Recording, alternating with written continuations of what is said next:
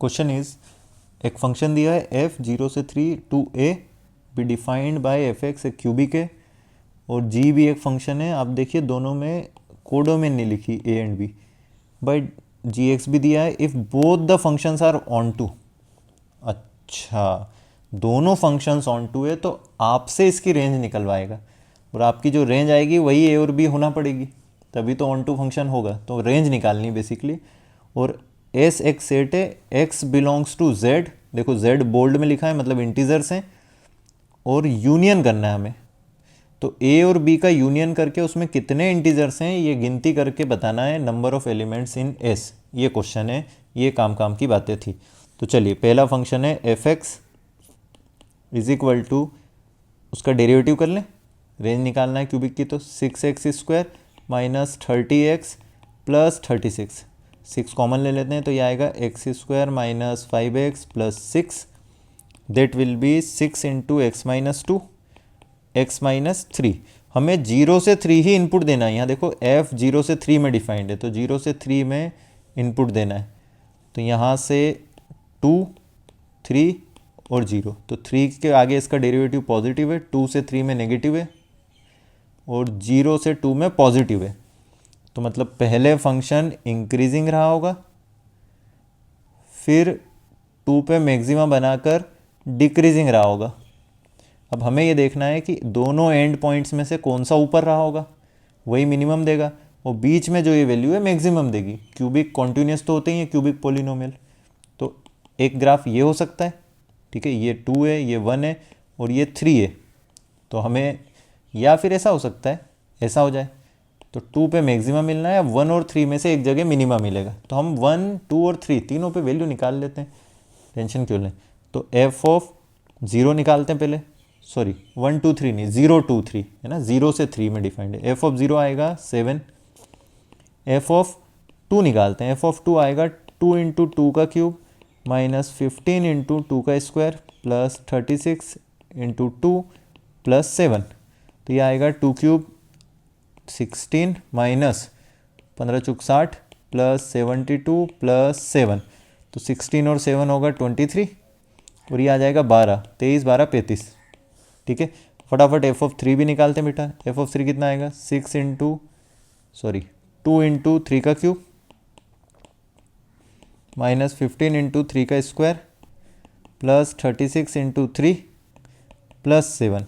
इसको सॉल्व करें, 2 cube 3 cube 27, 2 जा 54 माइनस 3 स्क्वायर 9, 15 में की 135 प्लस 36 3 जा 108 प्लस 7, तो 54 7 61 माइनस 135 प्लस 108, 108 और 61 को जोड़ लें तो 169 माइनस 35, तो ये आ जाएगा 34। थोड़ा सा अंतर है, देखो अच्छा हुआ निकाली दोनों वैल्यूज़। तो यहाँ पर अगर मैं रफ ग्राफ बनाऊँ तो ऐसा कुछ बन रहा होगा, ये रहा 0, 0 पर वैल्यू है 7, ये रहा 2 और ये रहा 3।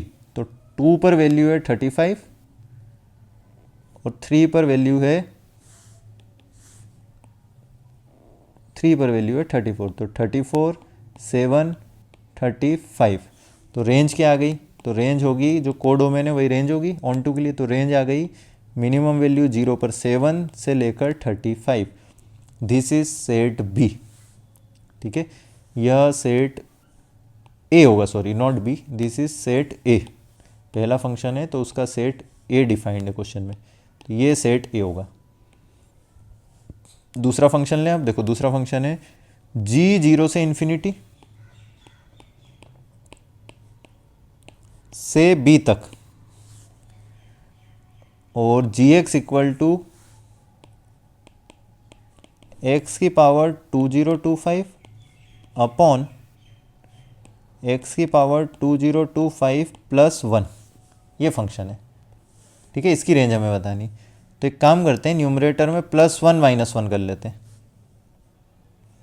तो ये फंक्शन क्या बन जाएगा, आगे जाके अलग सेपरेट कर दें तो ये बन जाएगा 1 - 1 अपॉन 1 प्लस एक्स की पावर 2025।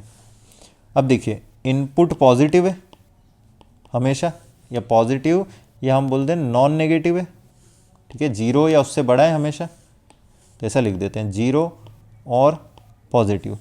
तो अब ध्यान से देखिएगा, हमें इस गोले में जो आइटम है उसको मैक्सिमम करना है, तो ये जो आइटम है इसको मिनिमम करेंगे पीछे वाले को, और पीछे वाले को मिनिमम करना है, तो क्योंकि न्यूमरेटर कांस्टेंट है तो डिनोमिनेटर को मैक्सिमम कर दो।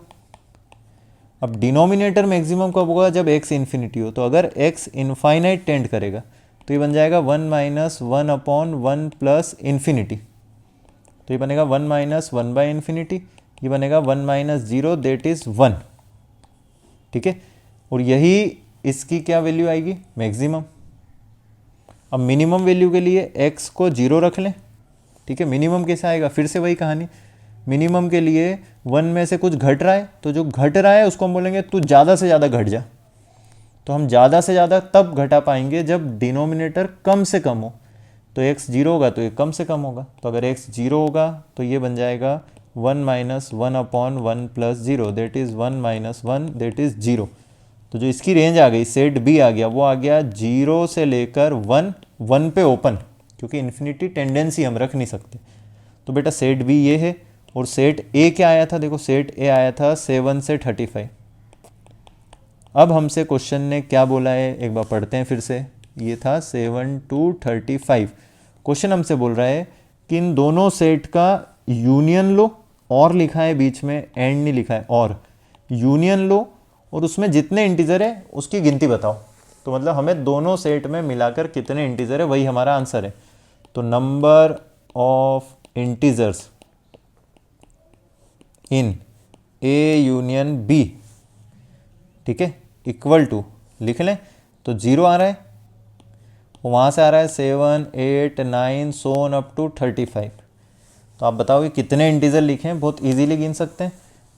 ठीक है, सामने मतलब अगर ये पूरी गिनती होती, अगर टोटल गिनती होती तो 36 लोग होते हैं 0 को मिला के, लेकिन 1 से 6 तक के लोग मिसिंग है, तो 36 में से 6 लोग मिसिंग है। ठीक है, अगर ये 0 से 35 तक पूरा लिखा होता तो 36 नंबर्स होते हैं, अब उसमें से 1 2 3 4 5 6 6 मिसिंग है, तो ये आएगा 30। तो final answer is total number of elements हैं 30। ठीक है, चलिए देखते हैं ऑप्शन कौन सा आएगा, ABCD। Option A is correct.